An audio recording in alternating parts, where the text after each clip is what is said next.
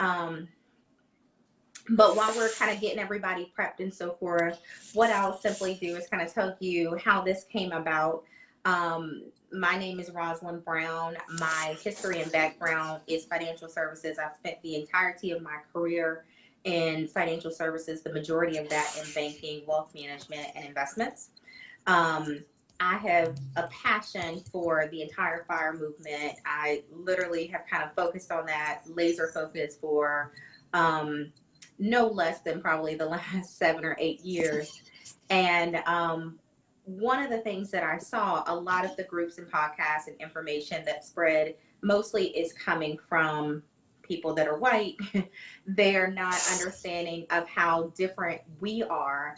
But also being a part of those groups, it's easy to be mentalized in terms of the impact of issues, but also the struggle that we face. And so I was in a few groups, even like the women of color groups and people of color groups and so forth. And people of color is very different from Black. And so this group is very specific for Black women to empower and provide education and resources to each other. So I want to share as much of that I possibly can with all of you. And that's why we have our first speaker. We will continue to do this every Monday evening. Hopefully, you'll spend some time with us. We're going to keep these short, so they'll just simply be 30 minutes. It'll be a very specific topic simply because it is going to be just that 30 minutes. So we'll have some professionals. If you have topics that you want us to address or you want us to make sure that we're highlighting within these kind of snippets, please let us know. Please tell us what more we could actually be doing. And then if you have people that want to speak as well, we'd love to have them and diversify a little bit in terms of the information that we're providing. So we have some people that are already lined up to talk a little bit more specifically about certain investments. We have somebody lined up to talk a little bit in terms of estate planning, because it's one thing to reduce debt, accumulate assets, but that estate planning is the way that you either continue your legacy, protect your assets. Definitely, if something ever happens to you, I'll tell you kind of my wake up story in terms of estate planning one of these days soon. But as we kind of go through all of that, you really want to be prepared and have your entire package covered. And sometimes what happens is it's an overwhelming experience. So if we can give you enough information, so when you sit down and have that one-on-one conversation with whatever partner you use, you're provided with all the tools to ask the right questions and to really be on board to make the best decisions for you and your family. So today, our first speaker, thank you so much, Miss Jessica Webb, for joining us. Miss Jessica Webb is a CPA located in Houston, Texas. She has over 10 years of tax experience working with Fortune 500 companies and closely held companies. And as we were chatting a little bit and talking about some of the topics, I think when we talk about financial freedom and overall wealth, a lot of people, and especially us, we have a lot of kind of side hustles, and we're working businesses that we haven't necessarily legitimized. And when things happen, for example, like my beautician was talking about, she couldn't get the PPE funds. And so making sure that you have a legitimate business that you can then either request any type of aid, any type of loans as you expand and grow and have employees and so forth. All of those things are important. And it's definitely important to understand the different structures that are available as well. So without further ado, Jessica, take it over. Hey everybody, thank you Rosalind for having me on this wonderful platform. I'm so excited to learn from other people and to share my knowledge. So tonight we're going to talk about I have an LLC, now what? You might have friends who, or you're in your groups and you're like, okay, I heard starting the LLC is a good idea, but what are you supposed to do after you start the LLC? And this is something that I'm particularly passionate about because as a CPA, as a tax accountant, I have people come in to my office all the time and their books aren't together. They have no financial records. They just have this LLC and they just like have receipts. And if you really want to run a business, that's not the correct way to run a business. The LLC provides legal protection, but you also have other tax options, and those things are rarely discussed. So that's some of the things I want to talk about today. So first up, let's talk about running your business like a business. Once you get your LLC started, so in case you don't know, to start an LLC, you need to go through the Secretary of State of the state that you want to start your company in. Once you get approval from them, then you need to go apply for an EIN from the IRS, and then you want to open a bank account. That is important. These are signs that you are really serious about running a business like a business. And I'm going to bring up 3 other points. And the reason why this is important is because if you decide, okay, I got an LLC now and I'm running this thing and I'm taking some receipts here and there. If you don't have a bank account, if you don't have a business bank account and you're just running everything through your Cash App, through your Venmo, through your Zelle, the IRS can go back and say, all these things were any deposits that you receive, like let's say your grandmother give you some money, you got a friend that send you some money, the IRS can go back and say, actually, I believe that's income, and then tax you on that income. So it's very important that you run your business like a business. So one of the 3 points I want to make under running your business like a business is, the first thing, open a business bank account, have a separate bank account. All income you receive from that company should go through this bank account. Now, when you get started, when you're just starting up, of course you got to make a deposit. You're going to have to put your own money in the business to kind of keep it going. But what you want to do is keep good records, which brings me to my second point. You need financial statements. You need to be keeping a record. You can start with a spreadsheet of the inflows and outflows of expenses and income for your business, but it's important that you keep those records as you're going, and don't try to just do it at the end of the year because it's tax time or because somebody's asking you for it. You need a balance sheet and an income statement. I'll probably do something later on, or try to post something later to talk more in depth about what a balance sheet and an income statement is, and kind of give you guys some examples. But a balance sheet shows the total history of your company, whereas an income statement is probably what y'all used to seeing, or what you may be familiar with, which just shows the income for the year, just from a 12-month period. And so it will show all the income that you have and then expenses, and then you have a net income. Now, one of the key things that kind of blends the income statement and the balance sheet together is making sure that you reconcile all the expenses that you had. If you've been running your business like a business and you run all the expenses and income through the business bank account, then you can what's called reconcile, which means take your bank statement and compare it to your income statement, and it should tie back. You should be able to find all your income, all your inflows and outflows, and that's part of reconciliation. Again, if you're ever audited, that would be one of the things that you're asked to show, that you have financial statements and that you've reconciled that cash account or any other accounts that can be tied to another source document. Sounds okay so far, Rosalind? I think that's really good. And definitely to make sure that you're asking questions if you don't understand the cash flow portion, or even the balance sheet portion. How many people already have an LLC in place right now? Anybody? Give us some hearts if you have an LLC. I guess nobody Some yet. people probably Okay. thinking about it. A couple people are thinking about it. Okay. So we'll keep going and get them ready, give them the information that they need. Okay, so once you're LLC, there's 3 different tax options. I don't think a lot of people understand this, but there's 3 different tax options. And the first one is you're considered a disregarded entity. So once you get that EIN and you apply when you apply to the IRS for an EIN, you're automatically considered a disregarded entity. And what that means is you take your income from your LLC and then you put it on what's called a Schedule C on your personal tax return. And when you're a disregarded entity, so this is the first option. When you're a disregarded entity, you pay actually 4 taxes. So you're paying state tax, you're paying federal tax, and then you pay Social Security and Medicare on the net income of your business. And I'm going to answer your question. I'm going to come back to your question, Jay. Great question. So you can disregard an entity automatically. So that goes on the Schedule C. Then, so you have another option where you could be you could be an S Corp. An S Corp, you only pay 2 taxes. Now, the thing with the S Corp, you're actually a corporation, but you're a special kind of corporation. Rules around being an S Corp. But the cool thing about being an S Corp is that you only pay federal tax and state tax on the net income of your business versus being just a disregarded entity. Where you're paying that additional other two taxes, the FICA, Medicare, and Social Security. And then the third option, if you're LLC, is a C corp. Now, with the C corp, you're still paying tax. You're paying tax on the net income, similar to the disregarded entity, but you're faced with what's called double tax. So when you take your money out of the company, you're either going to pay a dividend you're going to pay a dividend tax, or you're going to pay Social Security and Medicare on the money you take out. Plus, the company itself has to pay a tax, federal and state tax. Let me go back and answer the questions. Are y'all following me so far?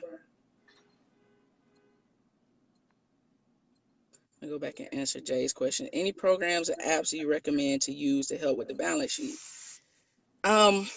QuickBooks, Zero is good. Both of those programs are good and reasonable.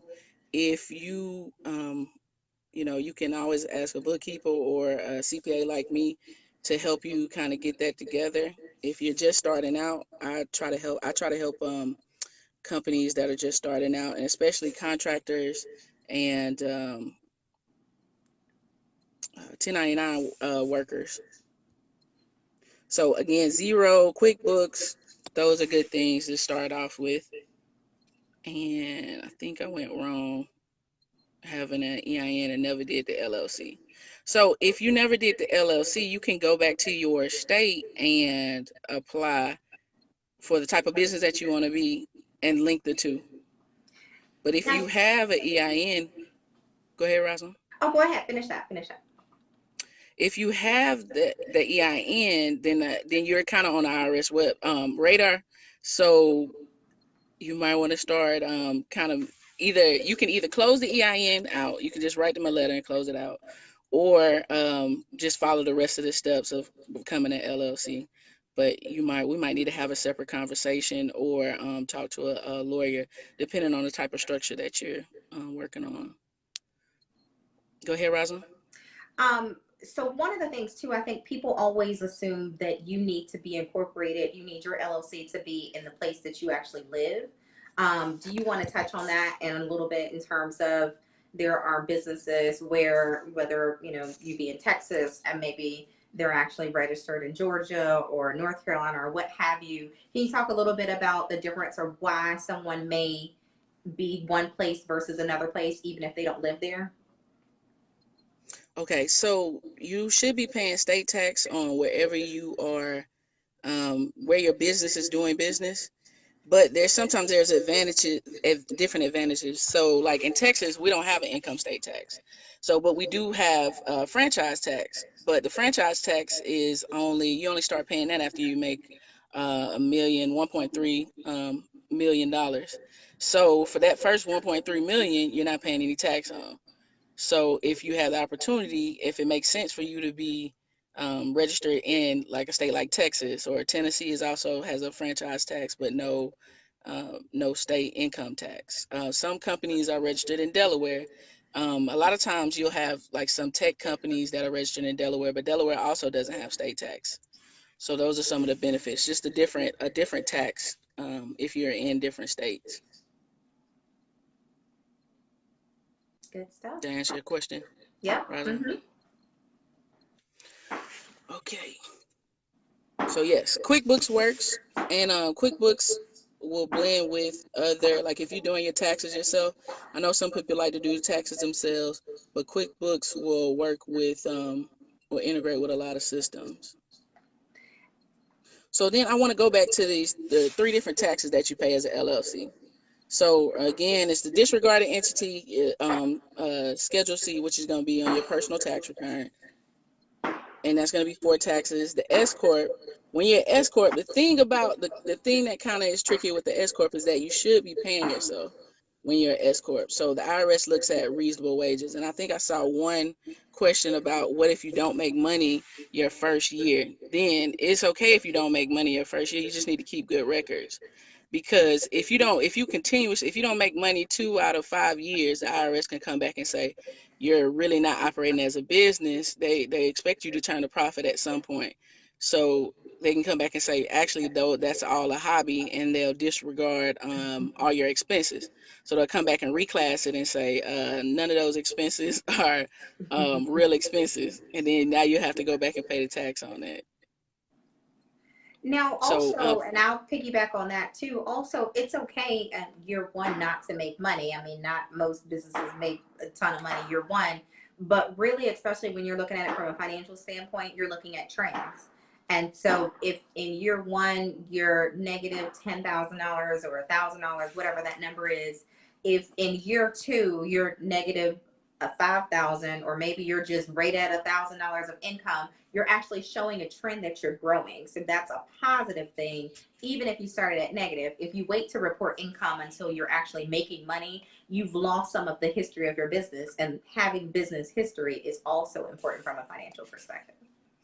right, right. So yes, I was gonna say sit on the sidelines and say, okay, well, I don't think the company's gonna make money right now, so I don't want to file taxes. But that's a very important thing, and it goes back to the having business history is an important thing, and it goes back to we were talking this conversation came about. We were talking about the PPP loan, and one of the things that held a lot of black businesses back is that number one, we don't have financial statements. We don't have a lot of times we don't have employees, and the government was very clear on how they decided what type of businesses were important. And if you notice, the businesses that had employees, they were allowed to go first. And businesses that didn't have employees, they still qualified for the PPP loan. However, they had to wait a week after everybody else got started, and the money was gone 2 days later. So it's very important that we start to look at these things and start to think about, okay, what am I building? Is this going to be just a side hustle? If it's a side hustle, then maybe I need to think about this from a different standpoint.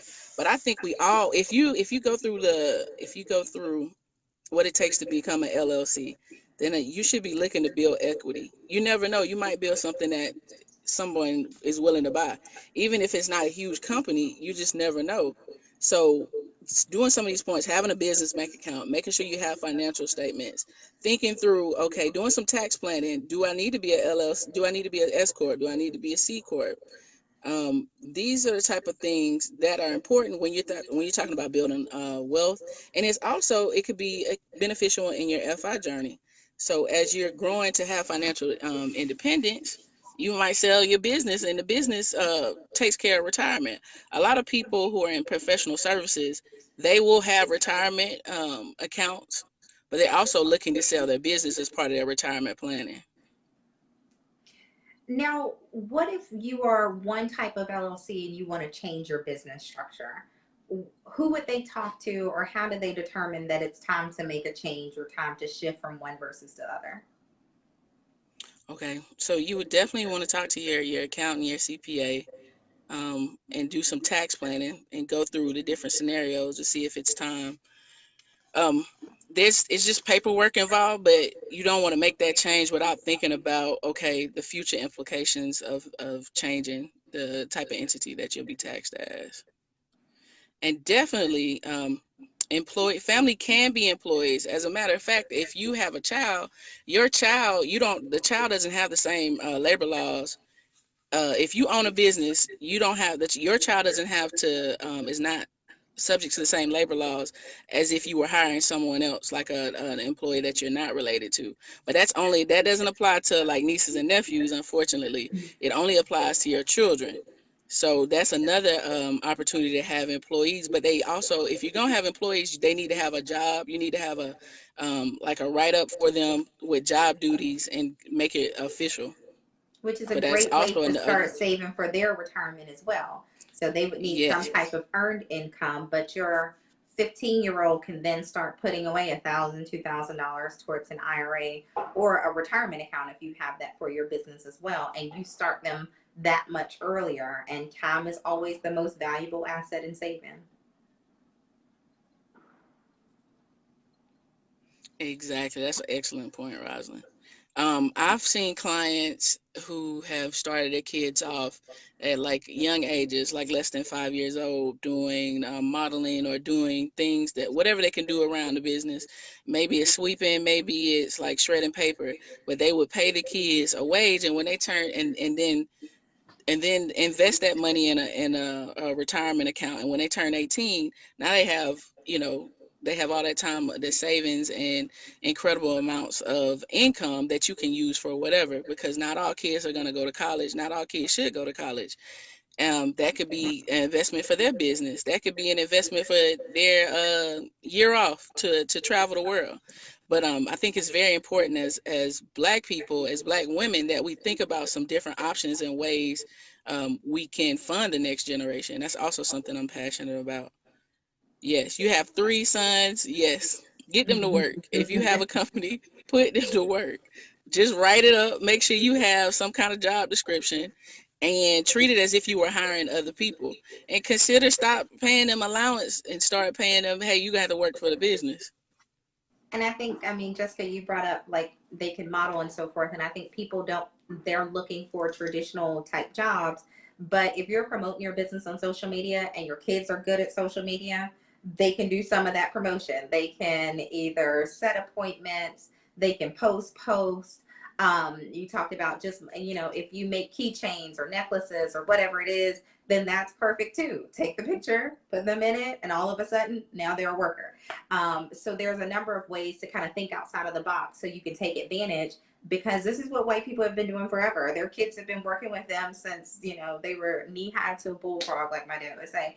And it really provides you the opportunity to pass wealth, but also when you look at your allowance. So if you're getting paid and you're in a certain tax bracket, but if you got paid a little bit less and then move that over to your child that's not at the same tax bracket, that provides an opportunity that wouldn't have been there before. Because if they can move that money over and then put that into a retirement account that directly reduces their taxable income, you've reduced your income and then move that income to your child, which then creates a better taxable situation for the entire family. So it's definitely a win-win situation if you can look at how that business can really work for you in a number of different ways. Right. And if they have earned income, so there's something called kitty tax. You guys Google that when you get a chance. Kitty tax is a tax you pay on passive income for kids. So what some wealthy people would try to do is shift, they would put assets in their kid's name and then they would get dividends and interest.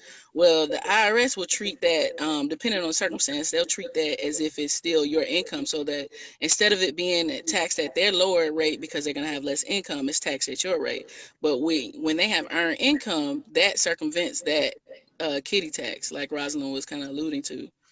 So that's also a wonderful option. Um, what are the bare minimum resources you should have when you have a business? Legal advisor, CPA, bookkeeping. Yes, you need to have a bookkeeper. I think everybody, I'm going to go on a tangent. Let me finish this thought. Okay, you need to have, you should have a relationship with a banker. That was another key point with the PPP loan. People who had relationships with like community banks, they were able to get their loans taken care of in a timely manner, especially with the second round. They were funded pretty quickly. Um, so you need to have a relationship with a banker.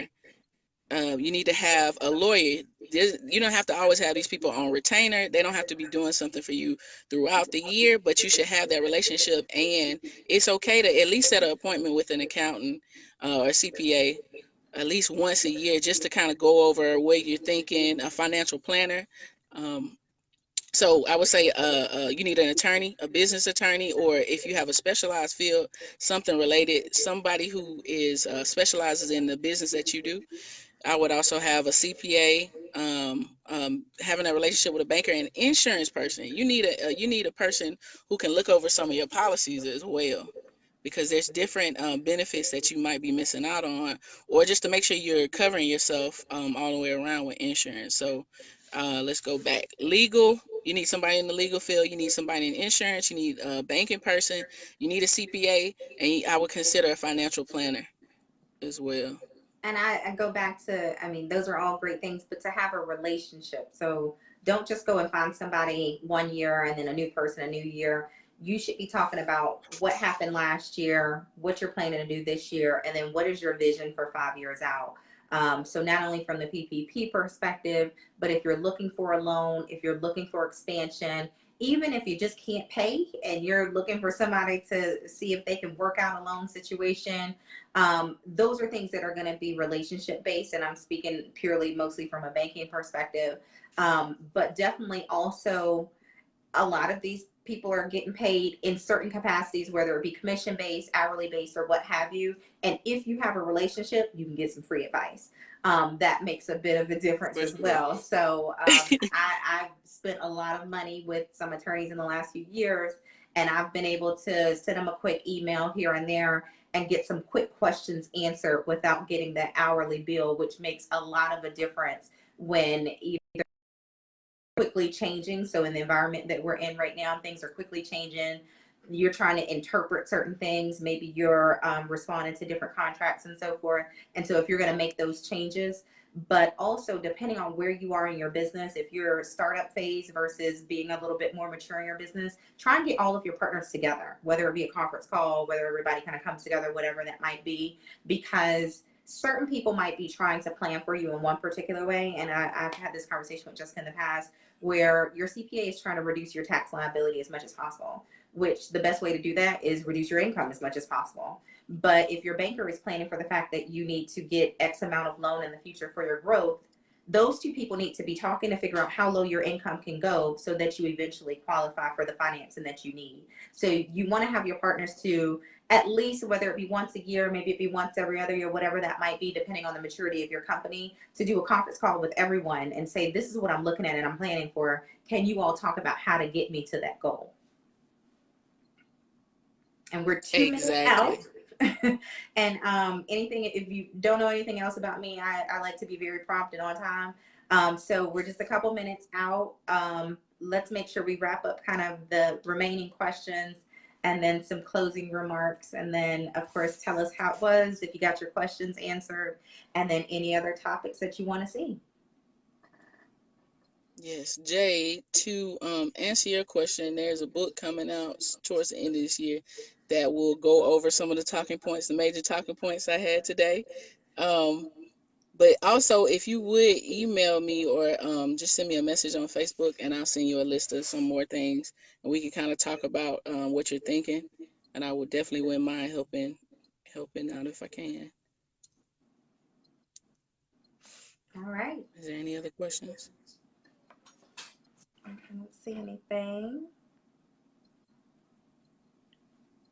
No. So closing remarks, Ms. Webb?